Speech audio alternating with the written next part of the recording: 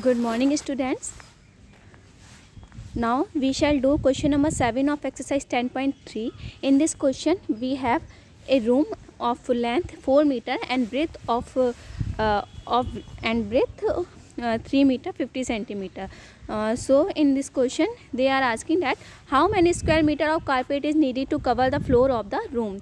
कितना कारपेट आपको नीडेड है रूम को कवर करने के लिए. Okay, so what shall we do. हम लोग क्या करेंगे, हम लोग को पहले तो ये डिसाइड करना है कि एरिया फाइंड करेंगे या पेरीमीटर फाइंड करेंगे. पेरीमीटर हम तब फाइंड करते हैं जब बाउंड्री की बात होती है, एरिया तब फाइंड करते हैं जब स्पेस की बात होती है. So here we have to find area, क्योंकि ये जो कारपेट है वो बीच में आपके आएगी. तो so we find the area of room. We have length of the room 4 meter, breadth of the room 3 meter 50 centimeter. Again, the breadth is given in 2 units, so we convert it into single unit. To convert it into meter, we will divide 50 by 100. Okay, so we get 3.50 meter. Okay, so breadth become 3.50. Now area of room, we know that length multiply by breadth. So here this is the length, this is the breadth. We multiply 4 by 3.50, then we get 14.00 square meter. As we know that zeros after decimal have no value, so the area of room become 14 square meter. Okay, so 14 square meter carpet is needed to cover the floor of the room. Now question number 8 बहुत ही interesting question है. There is a room. एक floor is 5 metre long and 4 metre wide. एक floor है वो 5 metre long है और 4 metre wide है. उसके ऊपर एक स्क्वायर कारपेट आपकी बिछाई गई है जिसकी साइड है 3 metre. Find the area of the floor that is not carpeted. That is not carpeted. देखिए, this is the floor, this is the floor. Okay, ये एक रेक्टेंगुलर फ्लोर है. यहाँ पे आपको क्या, एक कारपेट, एक स्क्वायर कारपेट आपकी बिछाई गई है. तो ये जो नॉन कवर्ड एरिया है ना, दिस वन, ये जो मैं शेड कर रही हूँ, ये आपको फाइंड करना है. कैसे आप फाइंड करेंगे, सोचिए.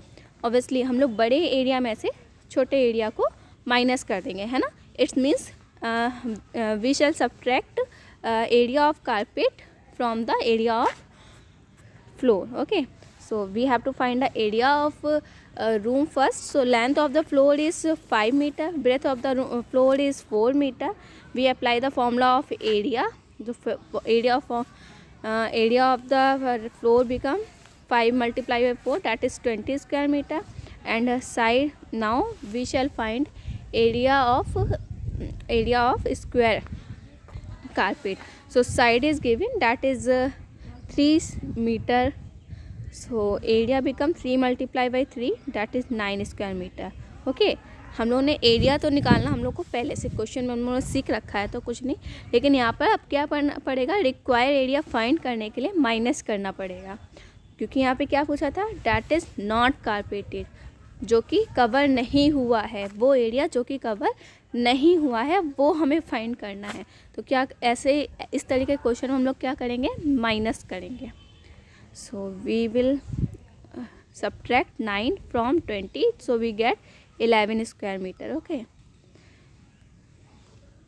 now question number 9. Question number 9 is 5 square floor bed, each of side 1 meter, are dug on a piece of land 5 meter long and 4 meter wide. What is the area of the remaining part of the land? एक हमारे पास piece of land है, मतलब garden आप समझ लीजिए. वो 5 metre long है और 4 मीटर वाइड है. तो यहाँ पर एक फ्लावर बेड्स बनाए गए हैं, ठीक है, जहाँ पर फ्लावर हम लोग लगाएंगे. फ्लावर बेड बनाए गए हैं, वो स्क्वायर शेप के हैं और वो कितने बड़े हैं, 1 स्क्वायर शेप के हैं. उनकी साइड 1 मीटर है. तो ये लोग पूछ रहे हैं रिमेनिंग पार्ट का एरिया, डैट इज़ ये जो नॉन शेडेड एरिया है ना, दिस वन, ये एरिया आपसे पूछा जा रहा है. तो सेम कंसेप्ट हम लोग अप्लाई करेंगे. क्या करेंगे, बिग एरिया में से स्मॉल एरिया माइनस कर देंगे. लेकिन यहाँ पे स्मॉल एरिया 1 नहीं है. पिछले क्वेश्चन में स्मॉल एरिया मतलब एक ही कारपेट थी, यहाँ पे क्या है, 5 है. सो हम लोग टोटल 5 पहले 1 का निकालेंगे, उससे 5 से मल्टीप्लाई कर देंगे. सो बहुत सिंपल है, हम लोग करते हैं इसको. First of all, we calculate the area of land, and the length of the land is 5 meter, breadth of the land is 4 meter, so area of land become 20 square meter. Now we shall find area of flower bed.